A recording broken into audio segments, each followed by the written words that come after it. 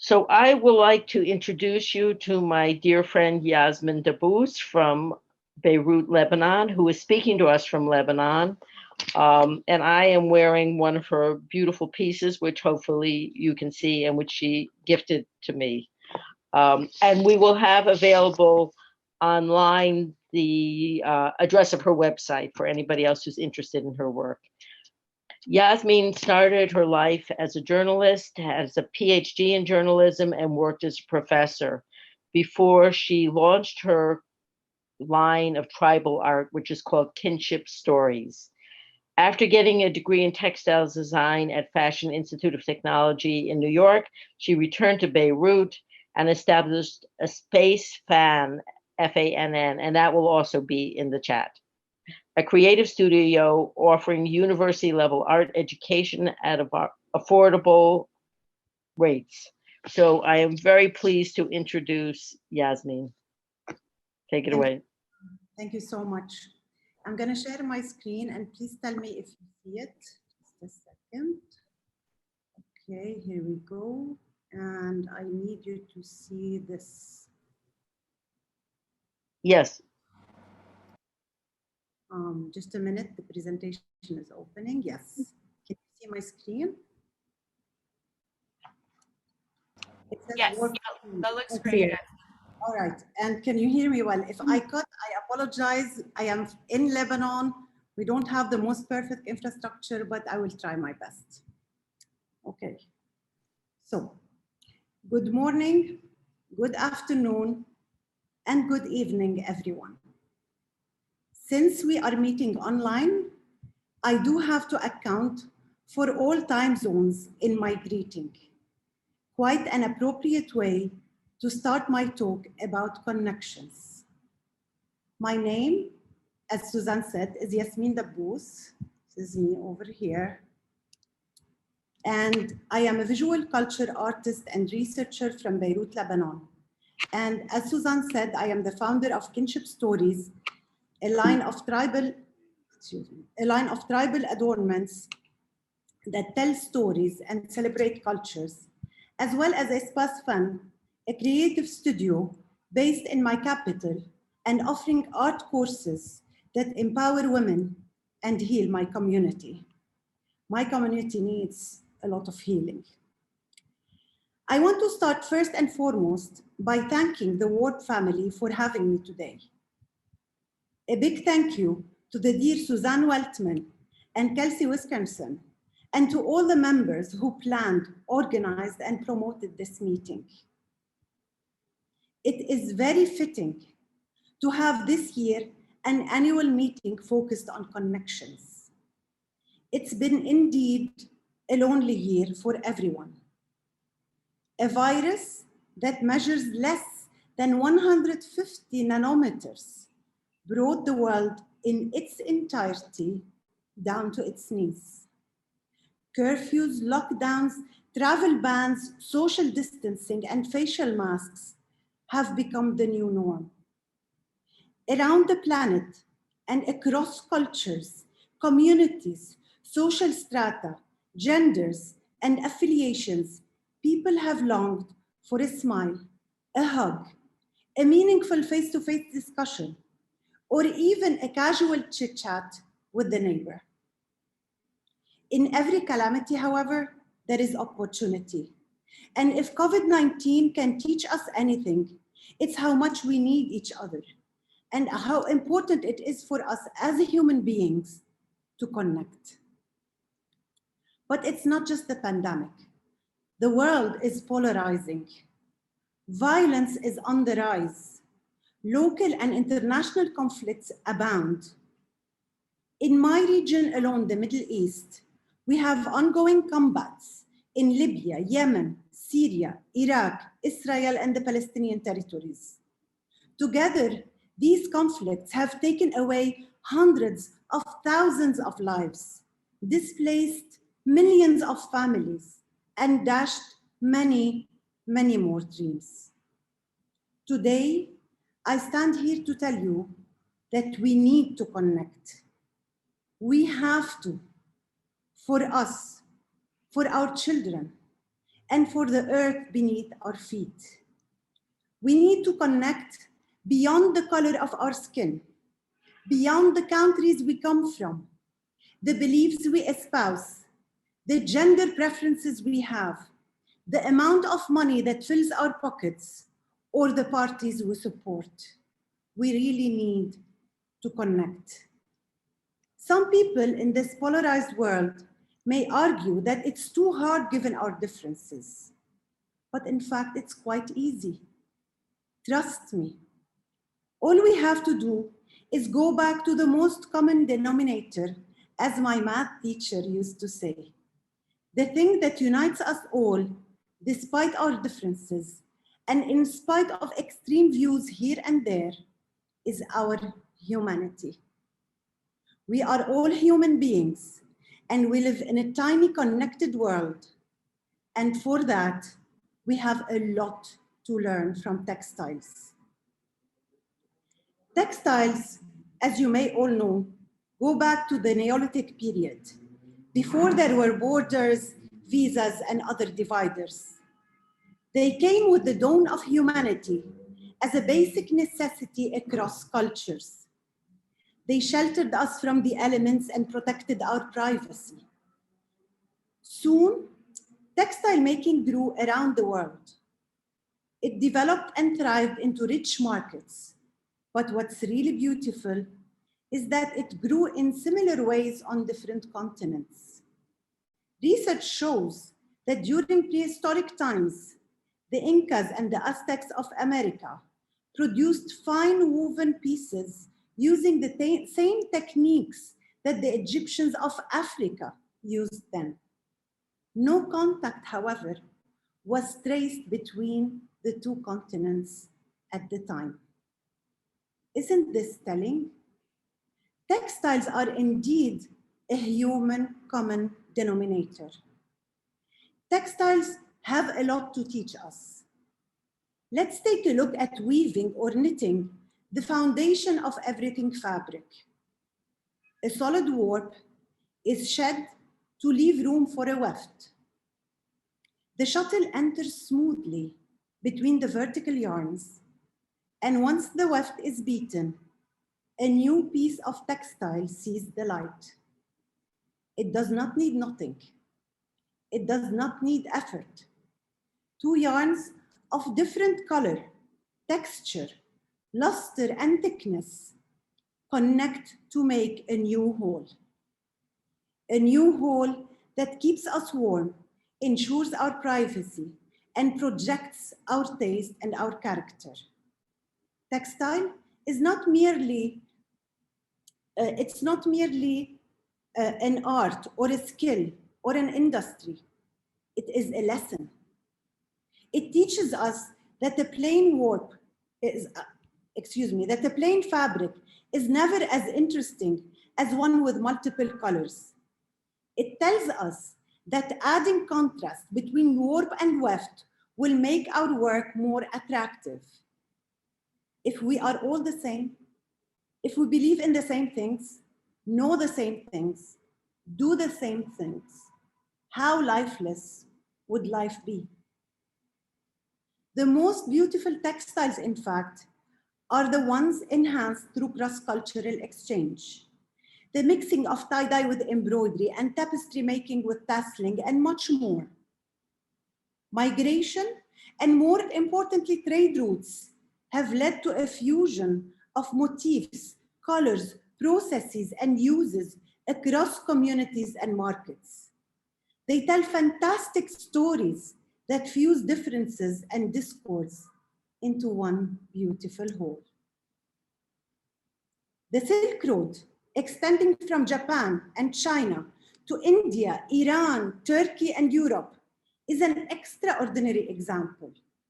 Way before television, film, and the World Wide Web, textiles circulated across continents on the international highway. For 1,600 years, the Silk Road witnessed an exchange of fabric, spices, art, culture, stories, beliefs, and values. This connection between East and West, North and South, was traced back to Roman interest in Chinese silk. And it had a long-lasting effect on every culture it touched and slowly built the way to the world we live in today. The textiles that traveled along this road bear witness to the cultural conversations that took place for centuries. I often like to point out that the word textile and text have the same linguistic origin, the Latin word textus. Like written manuscripts, fabrics communicate.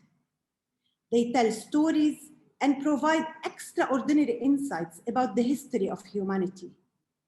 If we listen carefully to the narratives that they convey, we find beautiful connections between estranged countries divided by politics and economy. The tensions reflected in the never-ending, tiring flow of news contradicts steeply with tapestry techniques flying from Iran to the United States, with Indian motifs espoused in Pakistan, with Syrian embroidery sold in Sweden, and with Turkish stitched pieces adopted in Armenia. Beyond differences of views and of beliefs, we all like handmade beauty. Of course, I am not delusional.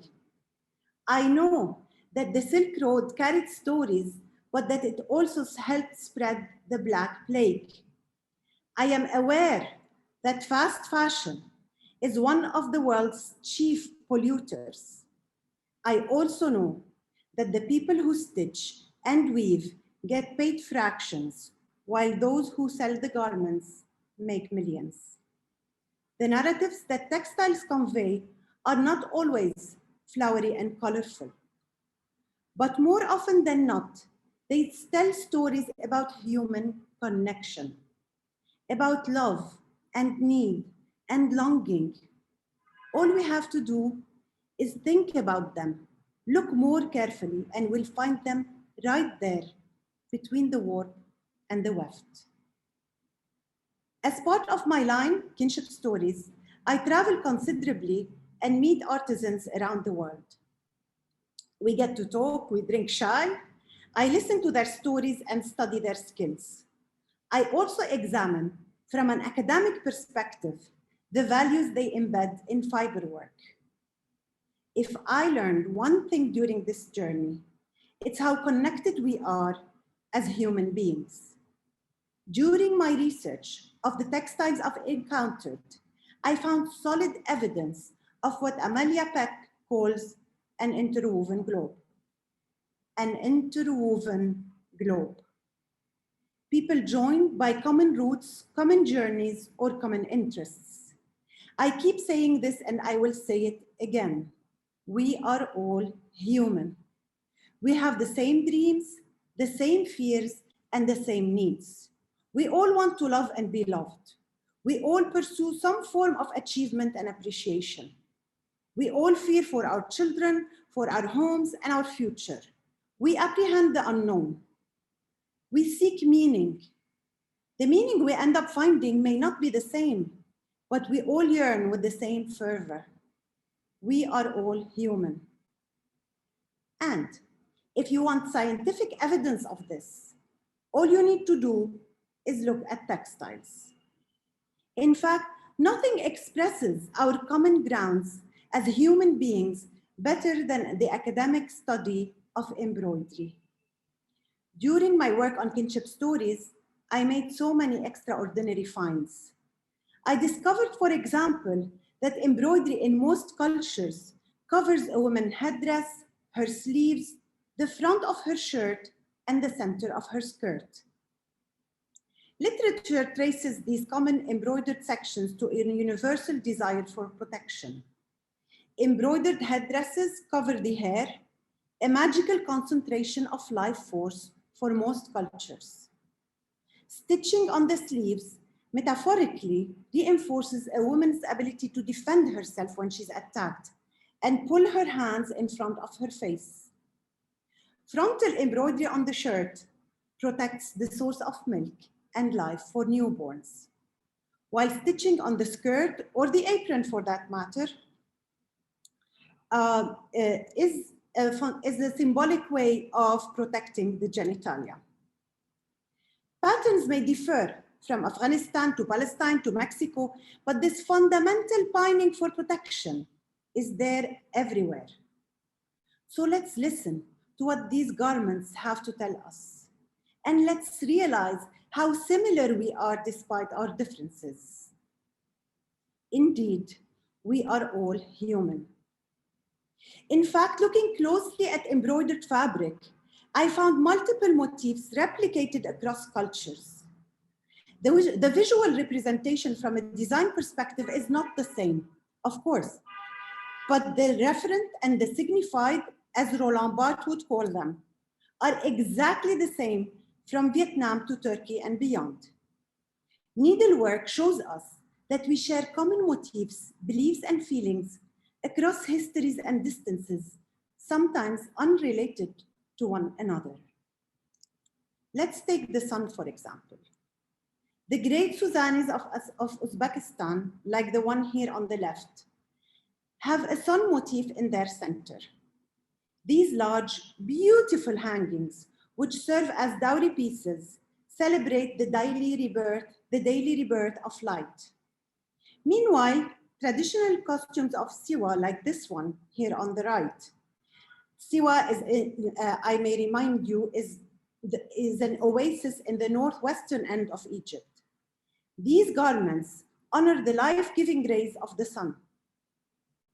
Even though both societies have become Muslim and monotheistic in the 8th and 7th century respectively, the worship of this celestial force, the sun, remains part of their embroidery in the two countries to this day. Imagine two powerful Muslim countries maintaining sun worship in their fabric traditions. Uzbek and Egyptian governments, as well as their constituents, are unlikely to endorse a belief in sun rays, but they are proud of their ancestry and their traditions, and the compromise, a meeting point that translates beautifully on fabric, suddenly becomes plausible. We truly must learn from textiles. There are so many examples of so many common motifs that I can mention. Embroidered fabrics, for instance, suggest that fertility and childbirth is something that most mothers across cultures wish for their daughters. They come represented by the red yarn of Bedouin clothing in Syria and Palestine, and we see it here, top left, as well as the pomegranates, symbol of abundance in old Europe. This is from France, or in Ottoman Turkey.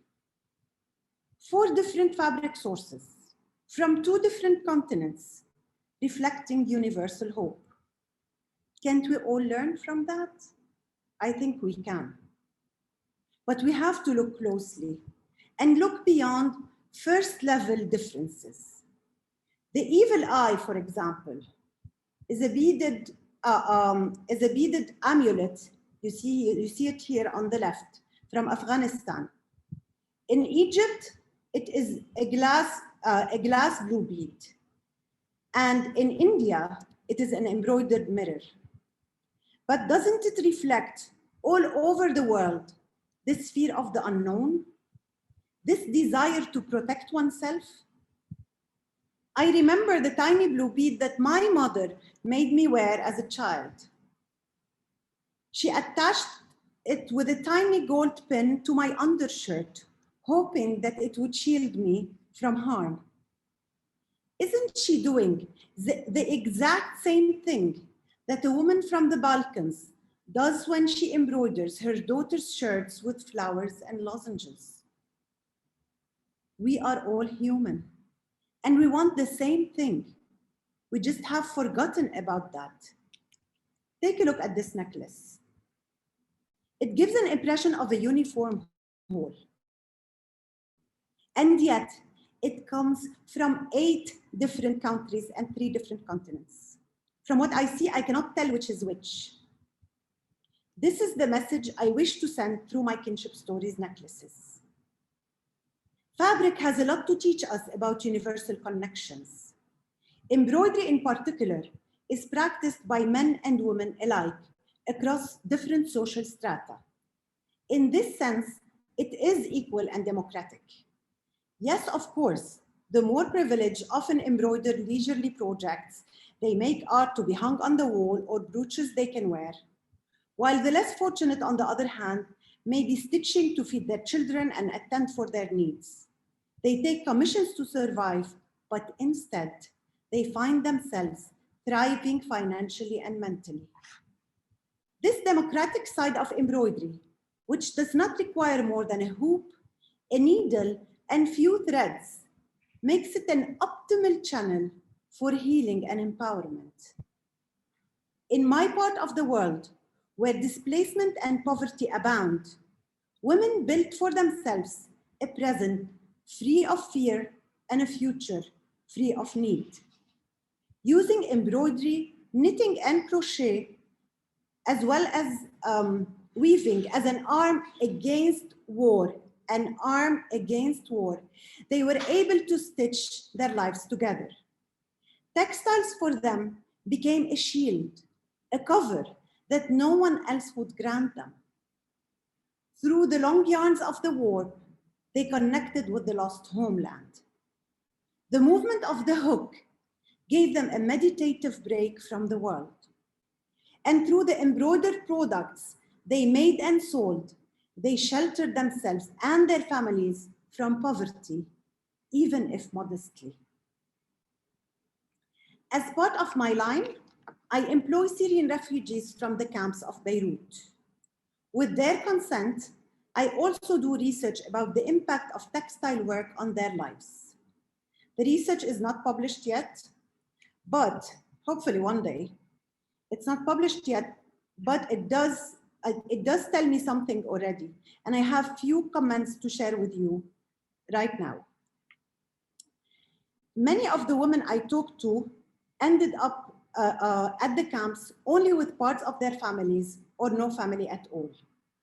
Between the shelling, the difficult roads, the weather storms, and the dangerous crossing of the borders, most of Syria's families were shattered before they reached a safe destination. I will be talking about these women without using their first names or their real names for that matter, and without showing their pictures because they fear for their lives and spoke on condition of anonymity. We will call the first woman Sama.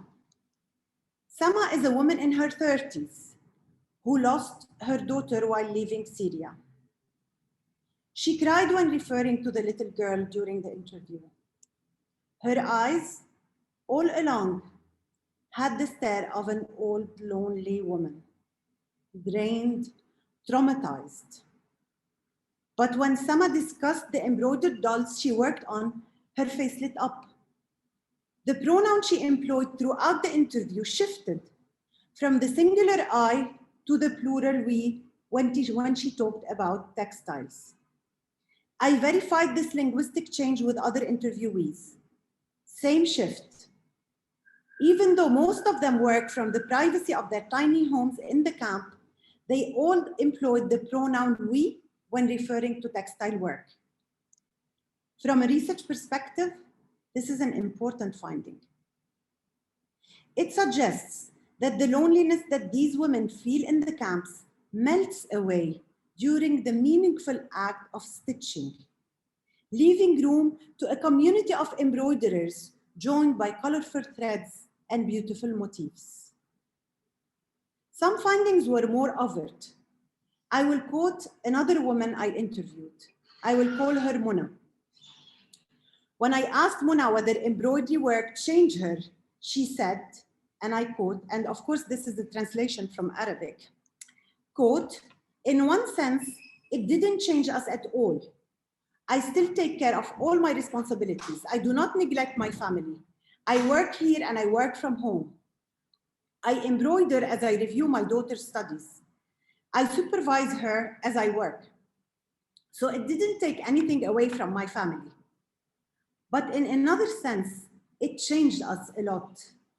Now my husband and my children help me, My husband organizes things for me, like threads and other things. I am teaching my daughter to embroider. I am telling her, learn, you should learn. You will have a skill and it will help you survive. End of quote. Literature confirms my findings. Articles abound documenting the role of handmade textiles in empowering and in healing. British Victorian women used embroidery to express what they otherwise could not express within their conservative communities, and they did that through embroidered flowers. Families of American soldiers quilted to commemorate their loved ones lost in Iraq and Afghanistan. And we see here on the left an example. On the right is Bosnia. In Bosnia, women refugees explored the experiences associated with war, oppression, and exile through fiber art. I found it funny, by the way, that there is some kind of difference between the two. It's very telling. Cloth has an innate power to communicate. It tells us stories about connection and about love. Textiles help us stitch together what poverty and conflict ripped apart. As people scared of need, and as humans hurt by life, we can connect with our inner selves and with others through textiles. We can build a better future together through fiber work. According to Research and Markets, the global handicraft market in 2017 was a significant 526.5 billion US dollars, not thousand, but billion US dollars. It mostly employed women. And while men spend 35% of what they make on their families, women spend 90% of of their income on their children. Again, textiles help us stitch together what poverty and conflict ripped apart. They empower women, young and old, and they heal wounded souls. They tell stories of connected roots, common needs, and universal emotions. They hold scientific evidence of cross-cultural exchange between political foes. They travel without visas across boundaries and borders. Miles of colorful yarn weave our disparate societies together in one beautiful fabric, the fabric of life. Let us think as we weave, stitch, or knit, how many people have done this before us, and how many more will do this after us. Let us think how many are doing the same thing with the same love and energy in very different parts of the world. And let us ponder about what this means for us as human beings. People, as the pandemic has visibly demonstrated, need to connect. I remember how tightly my father hugged my brother when he first saw him after the lockdown. I still see the face of this French woman on the news crying because she spent Christmas alone. And Suzanne here shared with me how wonderful it was to go out with friends in post-vaccine New York City. Let us learn to be as warm as textiles. We will do ourselves, our societies, and our earth a great favor. I am talking to you now from the other side of the world. Your day just started while mine is ending, but we all share the same love for textiles and the same yearning to connect. So let's embrace it and let's weave a real peace. Thank you.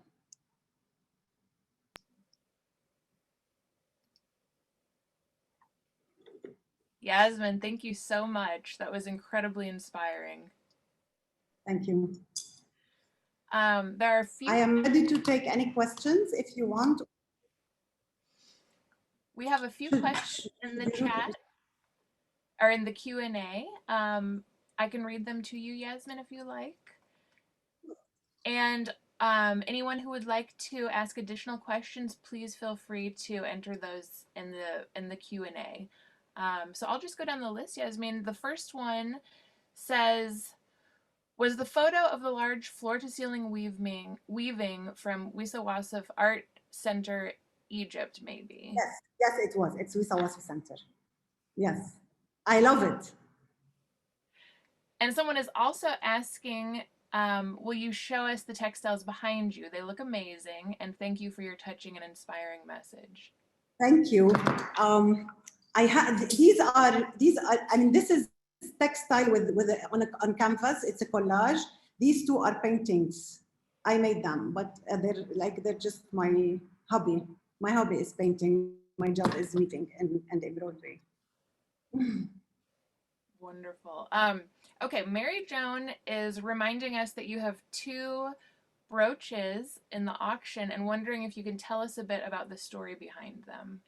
Okay, so the 2 brooches that are available in the auction are one comes from has a base coming from Suzani from Uzbekistan, the Suzanis that I just talked about now with the sun, but it's just the rims of the Suzani that is embroidered, and the Suzani is quite old. It is perhaps like 80 years old to 100.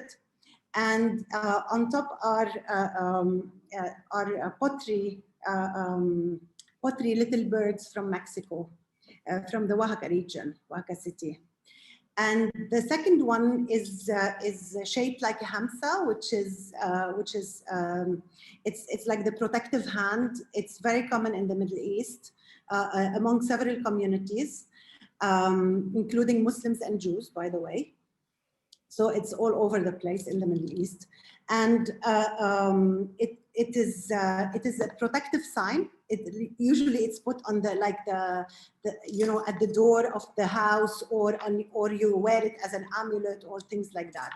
And on the brooch is embroidery from a wedding dress from Afghanistan, and felt from Nepal, and Kushi metal.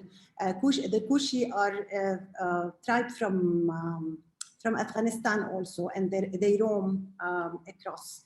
And they have beautiful metalwork. It's not silver usually, but they have beautiful metalwork. So that's that. These are the 2 brooches. Amazing. You do a lot of collecting. Everything that you just mentioned, you collect in your travels. Yes, correct? yes. I started collecting since I was 12 years old, way before I started embroidering, way before. In fact, the first time I started embroidering, I took a class in fashion design just because I was very stressed at the university and I wanted just to escape, just to relax. I didn't like the sewing machine at all. I'm clumsy. It didn't work well with me. But she taught us like hand embroidery, one session of hand embroidery, and that's how Kinship Stories started. I went back home. I took something that I had collected before and I started working on it. And this is how it was born. Wonderful. We have another question. Kathy is asking, please tell us more about Espace Fann and how you rebuilt this creative community after the explosion, and what are your plans for the future? Yes. So Espace Fann, I built Espace Fann after returning from the US, from FIT. And the reason I did that is because of my personal experience. I mean, it's twofold. On one side, when I took this class and I started this fashion design class I told you about, and I started doing Kinship Stories on my own, I wanted to reinforce my skills, to know the vocabulary, to just get to know I mean, I am an academic all through, so it was, for me, I had to go through some kind of education. I searched here. Universities are very, very expensive in Lebanon. Very expensive. Mostly private universities, quite expensive, inaccessible to most people. So, I mean, even those who afford universities will not want to send their children to study art. Unfortunately, the Van Gogh myth, he cut his ear and he became famous after he died. It's really common here. This myth is common here. So I didn't find any place to nurture my skills and study the arts without really paying so much. And it was cheaper for me to go to FIT. I mean, more accessible for me to go to FIT. And I went. Upon my return, I decided to establish Espace Fann. I am here right now in the studio. And Espace Fann is a studio that offers university level education. All of our professors are university professors, but for very affordable rates. We don't offer a degree, and that's how we make it feasible. This is why it's feasible for us to offer university level education for less. But we help you construct a portfolio, and I'm really happy to say we have so far since 2018 had 162 women, 27 of them established new businesses. So that's like 15% of the women. It's really very, very nice. It's also a space for healing. All of our classes are 6 students only. So it's very much a community. People start, they start talking, they share stories. The women talk about their husbands inevitably. And it's very nice. I mean, even for me, it helps me stay in Lebanon because Lebanon currently is facing very, very, very, very strong hardships. And after the explosion, I'm sure you all heard or must have heard about the explosion of Beirut. It was the 3rd biggest explosion in human history, the biggest explosion that was non-atomic. Huge, massacred the city, devastation. After the explosion, people flocked to the space because they needed a shelter from Beirut, from the sceneries of Beirut. I mean, our space was also, it's 6 blocks away from the explosion epicenter, so it was destroyed. And I mean, aluminum panels, doors, glass, everything shattered. Took us a month to rebuild.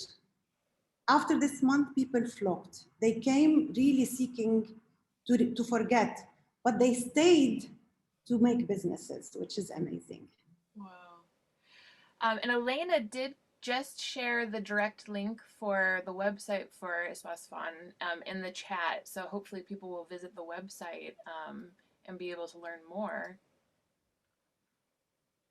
Sure. Yeah. A month to rebuild seems very fast, Yasmin. Sorry? A month to rebuild seems very fast. Yes, because all of Beirut was destroyed. We couldn't find anyone to help us in the rebuilding. It took so much time. We cleaned at first on our own, which was a little difficult. But yeah, Wow. we still have, today I found a tiny piece of glass today. It's been 7 months. Oh my. More than 7, 8 months since the explosion. Today I found a tiny piece of glass.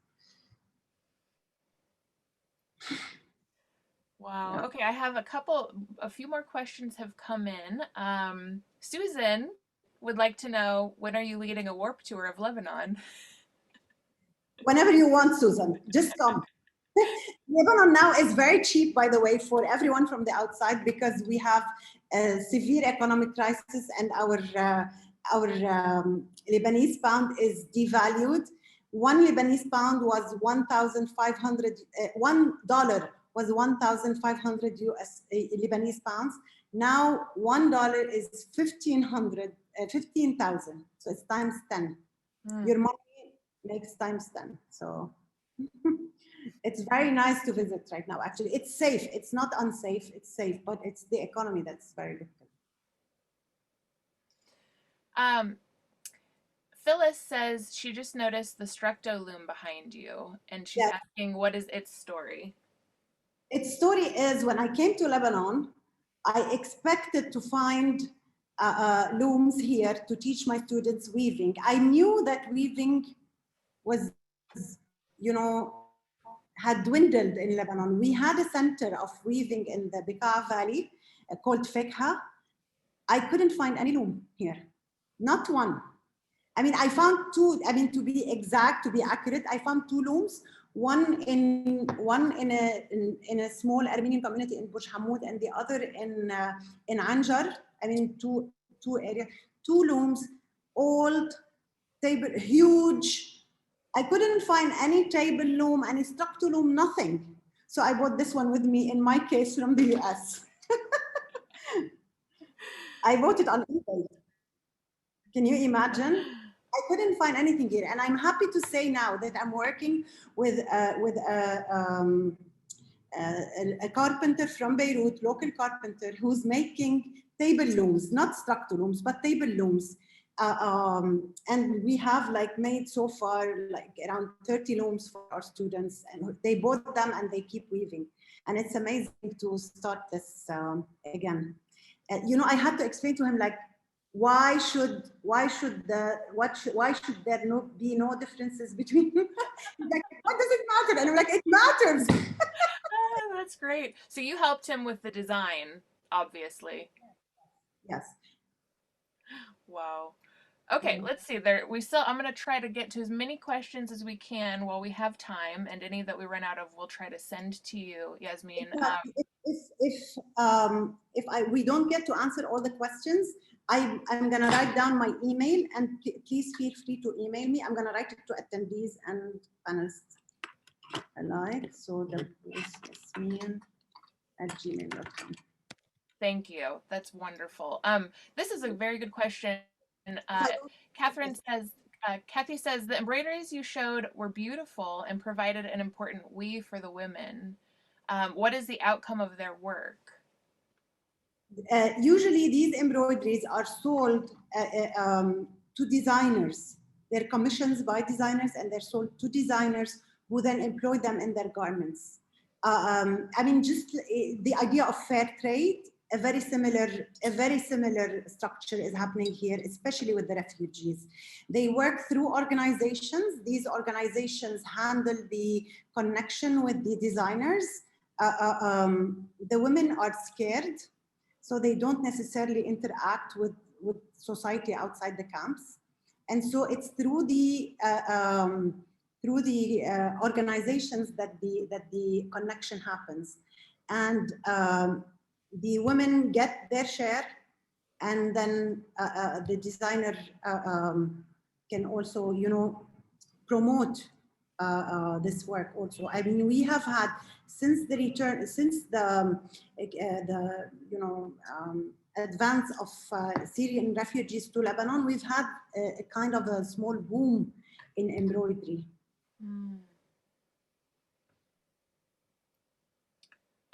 Deborah Chandler is asking if we can get a copy of your talk in the written form that maybe we could share. I remember we did this when you spoke for us before, if you'd be open to that. Absolutely. Okay, wonderful. And we also have recorded the talk today, and we'll be sharing that on the WARP website. Let's see here. I'm going to pick out maybe one more question. Susan also asked, do Muslim and Christian women study and work together? Yeah, of course. Of course. And here's a great comment. I want to read this off to you. I think it's more of a comment than a question, but I want to make sure that this doesn't get lost. It says, thank you so much for the presentation. Have you thought of entering the Cartier Award for Women for your organization? Having heard very many things, I believe that you are a candidate. No offense is meant, as I'm sure that you are more than capable of doing all by yourself. Have you also applied to Ashford, who are Quakers and are willing to help people all over the world? So a couple of suggestions. Yeah, thank you for the suggestions. I will consider them. I haven't. It's we're already very busy. I work, by the way, I'm at Espace Fann. I'm not alone. We're two women. My partner is also the wife of my brother, Noor Tanir, and she's an interior architect, and we work together on Espace Fann. And we already have our hands full with everything that's happening in Lebanon. We have a lot of troubleshooting to do. But maybe I should consider these avenues. Thank you so much for sharing. I will actually download the chat and the questions. Wonderful. So I can take note. Wonderful. I think we have time maybe for this one last question. Can you tell us about the scarf you're wearing and the jewelry? Also, is there a strong Lebanese textile tradition, and is it able to be carried forth during such difficult times for the country? Yeah. Unfortunately, I will start with the textile tradition because it's an easier question. Unfortunately, we had a great textile tradition, not anymore. Lebanon is a very open market, globalized economy, and therefore the artisans could not easily compete. As I said earlier, with the upcoming of the Syrian refugees to Lebanon, they came with great skills. There is a return. There is a revival.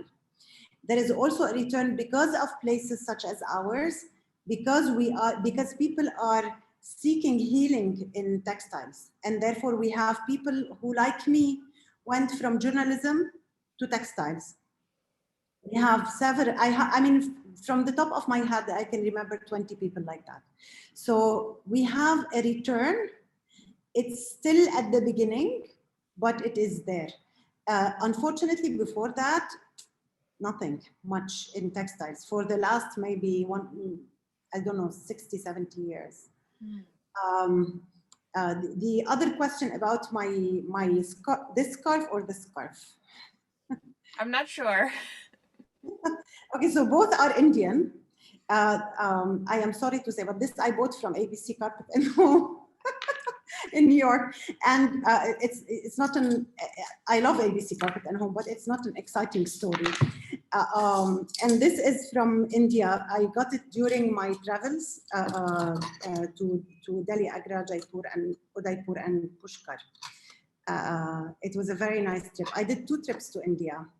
One of them was with FIT, and it was a textile class in India. It was amazing. Yeah, so this is from there, and this is from ABC Textile. And this is woven, this is kanta. And my jewelry, let me see, I'm not wearing anything I made today. I should have, wrong mistake. But sometimes it's, you know, it's easier to collect than to make, especially with jewelry. It's a very physical work, but I love jewelry design and I do it too. I also study jewelry at FIT, so yeah, and I teach it here. I teach it at the space. Well, thank you for that. We have one comment that I think would be wonderful to conclude with, Yasmin. Kate says, Yasmin, you have so much heart and are inspiring. And I think that everyone here today would agree with that. So thank you so much for sharing your thoughts and your time with us. Thank you so much. I am going to have to leave. Unfortunately, I cannot stay for the rest of the conference today because I have to go to the mountains and it's already getting dark. I will see you tomorrow, hopefully. Okay. Okay. Safe travels to you. Bye. Bye.